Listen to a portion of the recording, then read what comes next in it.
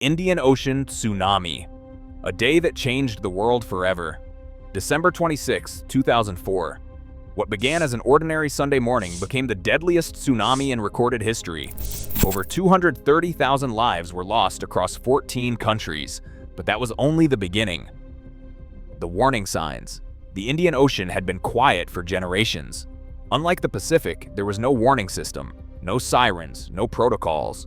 On remote islands west of Aceh, Indonesia, elders still pass down stories. When the earth shakes and the sea recedes, run to the hills. This ancient wisdom would save hundreds of lives, but for most of the coastline, there was no such knowledge. The earthquake. At 7:58 and 53 seconds a.m. local time on December 26, 2004, off the western coast of northern Sumatra, the earth began to tear itself apart. For 10 agonizing minutes, the longest earthquake ever recorded, a fracture ripped through the seafloor. The rupture extended 900 miles. The fault lifted the seafloor by several meters, displacing an estimated 30 cubic kilometers of water. The magnitude was 9.1 to 9.3. It was the third most powerful earthquake in recorded history. It caused the entire planet to vibrate, shifting Earth's rotation. In Banda Aceh, the closest major city to the epicenter, residents felt the ground shake for 6 terrifying minutes. Buildings swayed, glass shattered, people ran into the streets. But when the shaking finally stopped, many believed the worst was over. They had no idea the real disaster was just beginning. The sea withdraws. Around 8 o'clock in the morning, residents along the coast noticed something strange. The ocean was receding, far beyond the lowest tide mark. The seafloor was exposed, revealing fish flopping in pools, coral reefs, and boats sitting on wet sand. In Thailand's tourist areas, many people walked out onto the exposed beach, curious and fascinated. They had no idea they were looking at a tsunami's signature warning, the drawback. Under the ocean, waves were racing toward shore at 500 miles per hour, nearly the speed of a commercial jet. As they approached shallow coastal waters, they slowed down, compressed, and rose up, higher and higher. At 8:14 in the morning, in Banda Aceh, Indonesia, 15 minutes after the earthquake, the first wave struck Banda Aceh. A wall of black water, 100 feet high in some areas, came roaring toward the city. It was not clean blue water. It was dark, churning, filled with debris, mud, and destruction. The waves slammed into the coast with unimaginable force. Boats were carried miles inland. Cars tumbled through streets like toys. Buildings collapsed instantly. The water reached depths of over 30 feet in the city center. Residents who heard the warnings ran for higher ground. An 18-year-old woman and her family made it into a 2-story house just in time. The building held. Thousands of others were not so fortunate. In the coastal town of Lokanga, the wave measured 167 feet high. The town's population was 7,000. Afterward, only 400 remained. The town was simply erased. For those caught in the water, the experience was nightmarish. Survivors described being underwater, spinning, unable to tell which way was up, debris slamming into them from all directions. Young children who survived lost both parents in an instant. Many would carry that trauma for decades. Survivors said the sadness still lingers 20 years later. Over 170,000 people were killed in Indonesia alone. More than 116,000 were listed as missing, their bodies never recovered. Entire villages vanished. By the time rescue workers arrived days later, they were finding 1,000 bodies per day. The smell of death hung over Banda Aceh. A massive wooden ship that had been at anchor in Banda Aceh's port was picked up by the tsunami and deposited nearly 2 kilometers inland, wedged between houses. It remains there today, a haunting monument. 9 a.m., Thailand's coast. 2 hours after the earthquake, the waves reached Thailand's beaches, packed with tourists on the day after Christmas. Khao Lak took the worst hit. First, the ocean receded dramatically. Then it returned with lethal force. Video footage captured by tourists showed people standing on beaches, pointing. Then someone screamed. People started running. And then the wall of water appeared.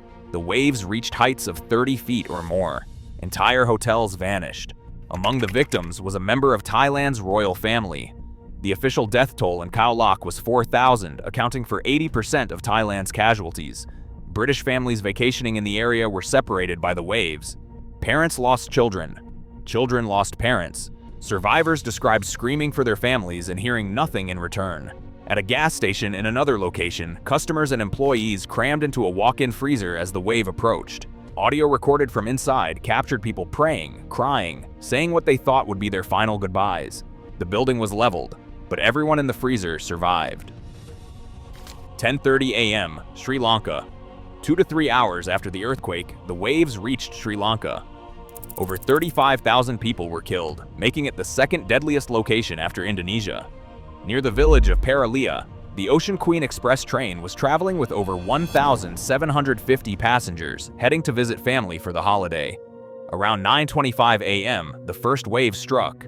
Local residents, seeing the water rise, scrambled onto the train seeking shelter. Within minutes, hundreds of people had climbed aboard. Then the second and third waves hit. The massive walls of water slammed into the train with incredible force. The 8 packed carriages were ripped from the tracks and hurled over 100 meters. Cars tumbled and overturned, trapping everyone inside. Survivors described their carriages filling with water before tumbling over.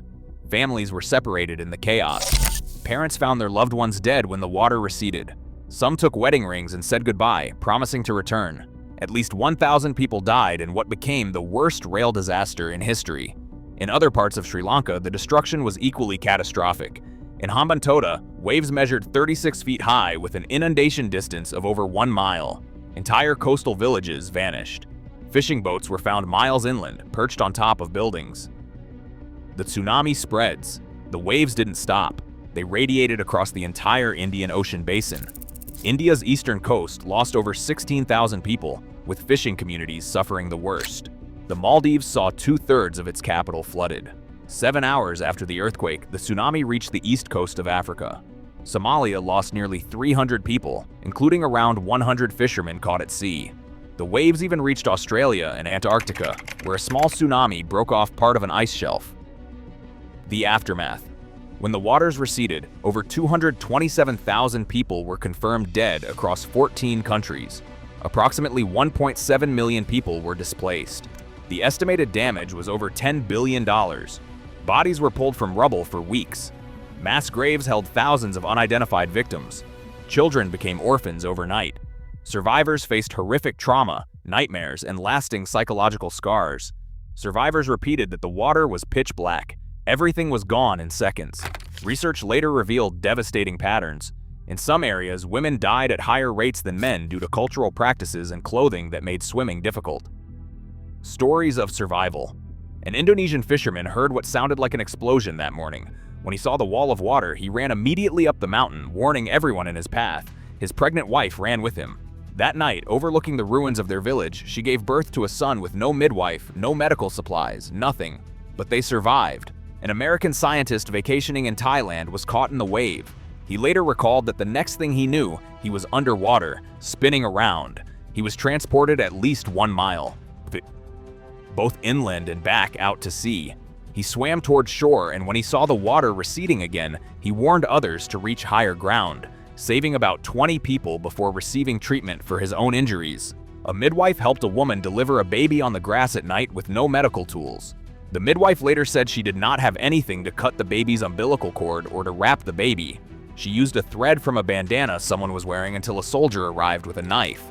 Both mother and baby survived. The world responded with unprecedented generosity. The United Nations Relief Fund raised $6.25 billion, one of the largest humanitarian responses in history. Countries sent ships, helicopters, medical teams, and supplies. Aid organizations built thousands of homes, schools, and health clinics across the affected regions. World Vision raised over $350 million and built 12,000 homes, established 200 child-friendly spaces, constructed 84 schools and 60 playgrounds, and set up 27 health clinics. Lessons learned. The lack of a tsunami warning system proved catastrophic. If adequate warnings had been issued, nearly all of the casualties could have been prevented. The National Meteorology Department in Sri Lanka was looking at the United States Geological Survey website and debating whether to issue a warning when the first waves hit. In response, the Indian Ocean Tsunami Warning and Mitigation System was established in 2005. National warning centers were created in 27 countries. Tsunami detection buoys expanded from 6 worldwide to 39 by 2008. These buoys can detect a tsunami wave as small as 1 centimeter in the open ocean. In Thailand, evacuation routes were marked and alarm systems installed that could provide 2 hours of warning, ample time to reach higher ground. 20 years later, 2 decades have passed. Banda Aceh has been rebuilt. Khao Lak is a tourist destination again. Sri Lanka's coastline is vibrant, but the emotional scars remain. Every December 26th, survivors gather at memorials. They light incense, lay flowers, and remember. In Banda Aceh, they meet at mass graves. In Sri Lanka, they board the restored Ocean Queen Express and ride to Paralia, where the train was torn from the tracks. Survivors say, it has been 20 years since the tsunami. The memory and pain are still fresh. The children who lost parents are now adults. The parents who lost children carry that grief forever. Many survivors could never return to the coast. Some lived in newly built homes for only months before moving away, the trauma too overwhelming. But there is also resilience. Communities rebuilt, economies recovered, children learned to smile again. Photographers who documented the aftermath in 2005 returned years later to find that joy had returned to children's eyes. The 2004 Indian Ocean tsunami remains the deadliest tsunami in recorded history. It claimed more lives than any other tsunami, more than 10 times the number lost in the other 9 largest earthquakes of the past century combined. The waves lasted for 7 hours, but the impact will last forever. We will never forget, December 26, 2004, the day the ocean turned against us, the day that changed the world.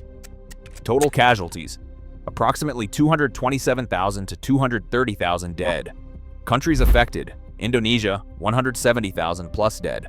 Sri Lanka, 35,000 plus. India, 16,400 plus. Thailand, 8,000 plus, and 10 other nations. Total displaced, 1.7 million people.